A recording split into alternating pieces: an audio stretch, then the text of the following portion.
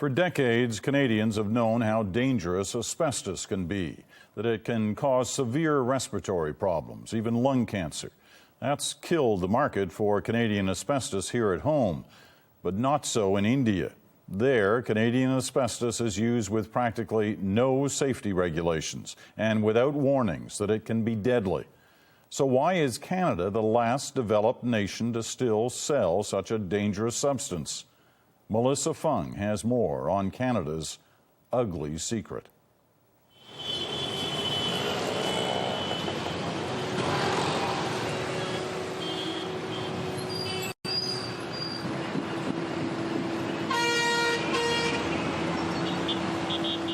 This is one part of India you won't find in the tourist guides. It's called the Golden Corridor, an industrial strip that cuts through the northwestern state of Gujarat. A toxic trail of more than 31,000 factories and a seemingly endless supply of cheap labor. You'll find some of Canada's best customers here for a product that no one wants back home: asbestos. In fact, last year, India imported more than 40 million tons of the stuff, making it our best customer. It's used everywhere here, in manufacturing, in construction materials. It's even spun into yarn to make heat-resistant fabric. Asbestos sales are breathing new life into a dying industry in Canada, but they're leaving a long trail of sick and dying workers here in India. So this is Canada's ugly secret. We stopped using asbestos in our own country because we know it kills, but we're happy to sell it to developing and third world countries where we know health and safety regulations are much less stringent. More than 40 countries around the world have banned asbestos, but not Canada. In fact, we're the last country in the developed world to still sell it. It's what some are calling foreign aid in reverse. In the teeming slums of Ahmedabad, it's known simply as the breathing disease. Most people here know someone who has it. It's a lower class area, and I saw that even the temples had asbestos roofs. Gopal Krishna is an activist who has been pushing for a ban on asbestos in India. He's taken us into the slums to meet some of the people who have been working with Canadian asbestos. Workers now sick and dying. People like Jaigan Budar. He used asbestos to line the boilers at the city's electricity plant. No one ever told him it was dangerous. Narayan Prasad and his wife, both dying from asbestosis. She got it from washing the dust off his clothes. Chinnapanan Chinnakanu. He can't afford to quit his job. He needs the money to buy medication. And Mangbai Patel. Doctors tell him he only has months to live. Not one of the workers we met with knew they were handling a product that could kill them. This trade is not stopped. There is no way asbestos diseases can be stopped. And I tell you, our estimates are that in days to come, once the documentation happens, India will break the Guinness Book of World Records for asbestos diseases. Because there is hardly a place in India which is not asbestos laden. There is not a single private building, not a single public building which is not asbestos laden. In fact, they are preparing for the epidemic they know is coming by opening clinics like this one. It's being built just to treat respiratory diseases. The X-ray plant. The X-ray. Dr. T.K. Joshi is one of the foremost experts on asbestos-related disease in India and the world. He says Canada should be helping treat patients, not create them. My message to Canadian government is to become a leading light in opposing the use of all sorts of asbestos. Because when some generations down, the Canadians will read about their own history, they are going to ask themselves, how come such a government, such an enlightened government could be so apathetic and so insensitive The town of Thetford Mines used to be the center of asbestos mining in Quebec's eastern townships. Built by a once booming industry, it now lives largely in the shadow of its past. On the city's outskirts, the Black Mine, the only fully operational asbestos mine left in the country. It's owned by Lab Chrysotile and now employs fewer than 500 people, a far cry from the days when 17 mines employed thousands, and Canada was the biggest exporter in the world.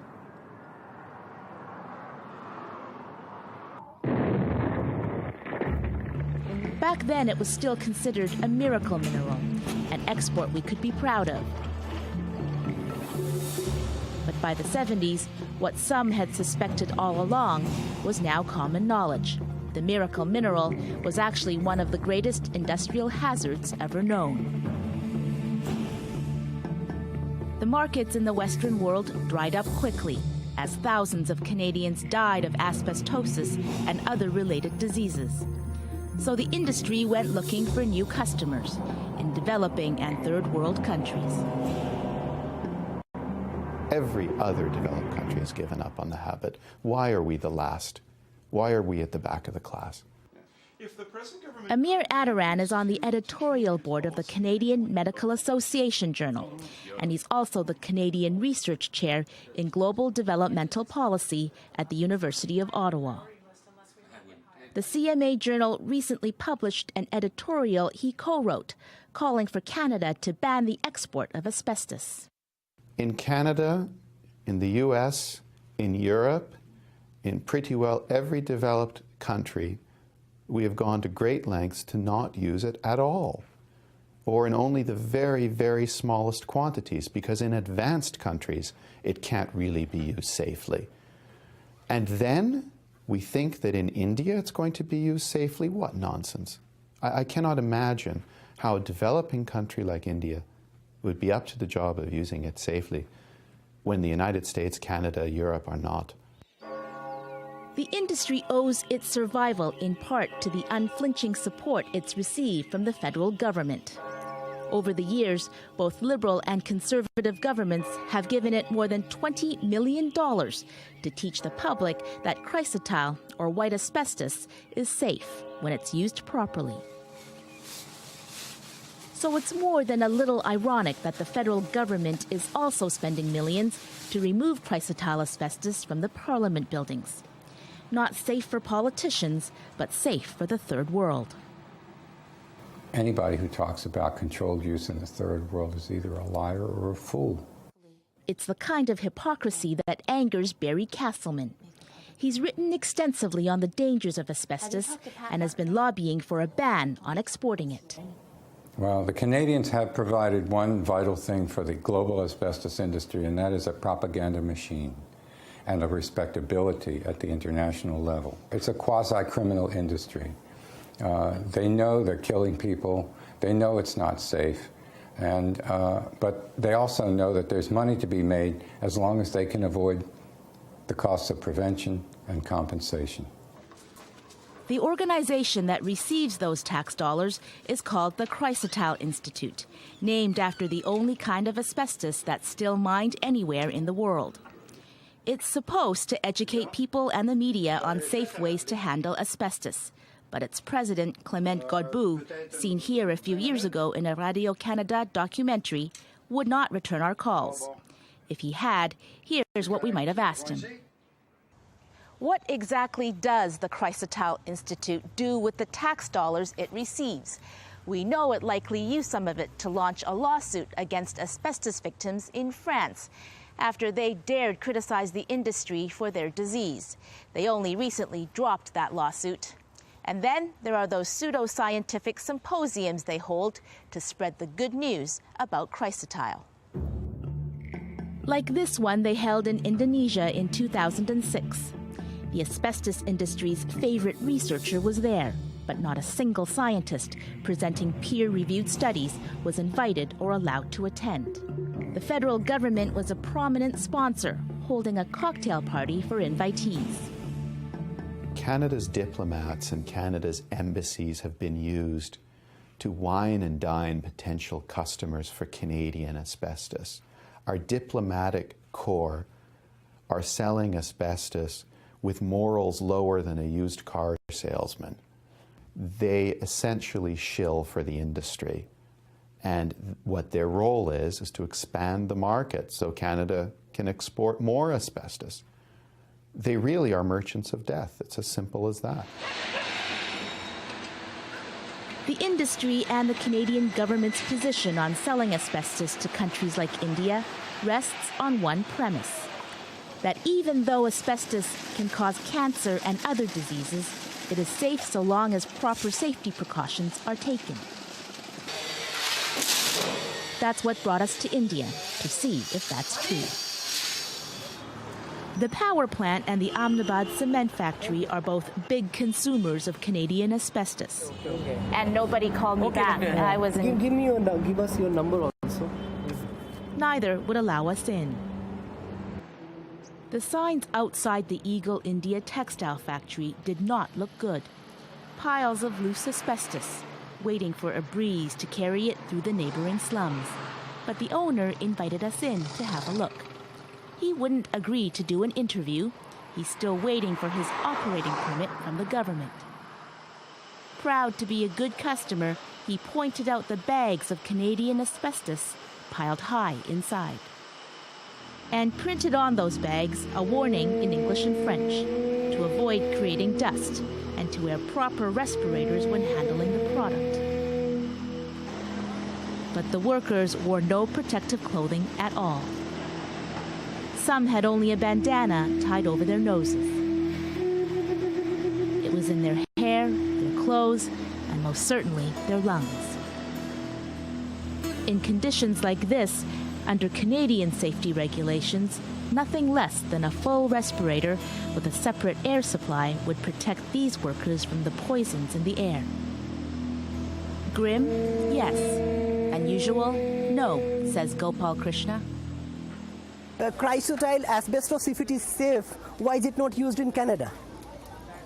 Why is it that the House of Commons gets decontaminated of chrysotile asbestos?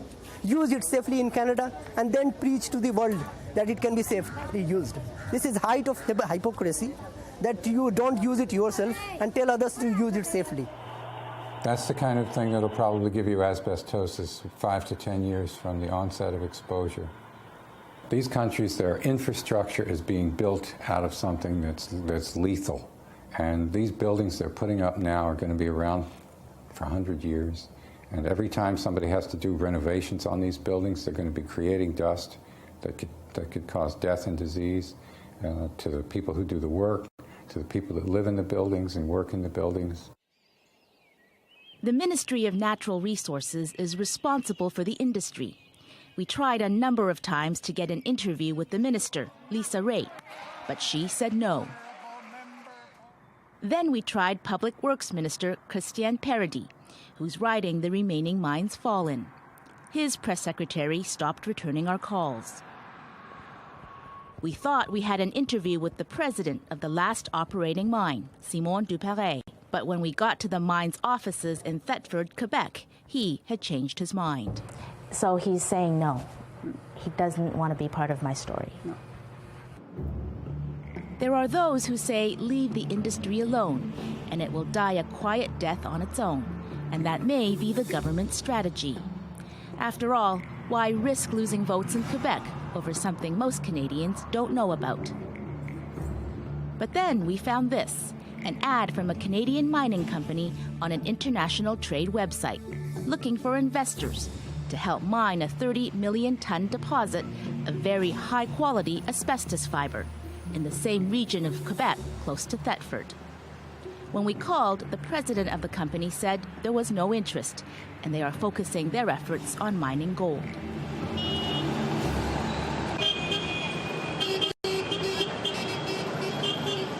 The demand for asbestos in India continues to grow, and it's a demand Canada has been only too happy to meet. India now buys almost half of all our asbestos exports. We should stop selling it because it's harmful.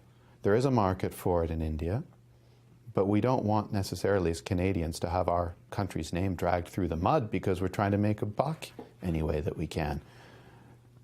If that were the rationale, I suppose we'd be selling weapons to child soldiers too.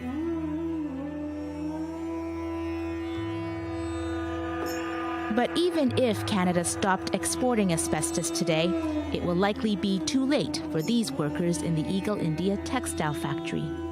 The chrysotile fibers have probably already penetrated their lungs. Slowly, they will form a fibrous mass, cutting off oxygen and affecting their ability to breathe. Asbestosis, say those who suffer from it, is a long and painful death sentence. Melissa Fung, CBC News, Ahmedabad, India. Well, Melissa joins us now in our studios here in Toronto. Those last images, I'm sure, are going to be the ones that are going to haunt many Canadians who just watched this documentary tonight. They may haunt Canadians, Peter, but those workers that we met, those workers in that factory, they have no idea what they're dealing with. They have no idea that this is actually causing them harm. May haunt us, but they are still there today working with that in those conditions. You know, one of the things I find fascinating about watching this piece of yours is that you had no trouble finding people who would speak out against asbestos, both here and in India. But you couldn't find anyone from industry or government or the special interest groups that support the industry willing to defend it. We did try everybody, as we tried to show you in the documentary, but their position, and they know that they are speaking out against an overwhelming body of scientific evidence that suggests that chrysotile asbestos is cancerous, is a carcinogen. The World Health Organization, the American Medical Association, the Canadian Medical Association, asbestos is an acknowledged carcinogen, and for the Canadian government to keep taking this stand is not a popular one. It goes against the scientific evidence to support what we found. Well, it's great work, and I know you'll be following this story, see where it goes from here. We'll see if they pick it up in the House of Commons in the days ahead. Thanks, Melissa. So. Thanks, Peter. All right, the CBC's Melissa Fung. Coming up next, this story. I'm not on to be a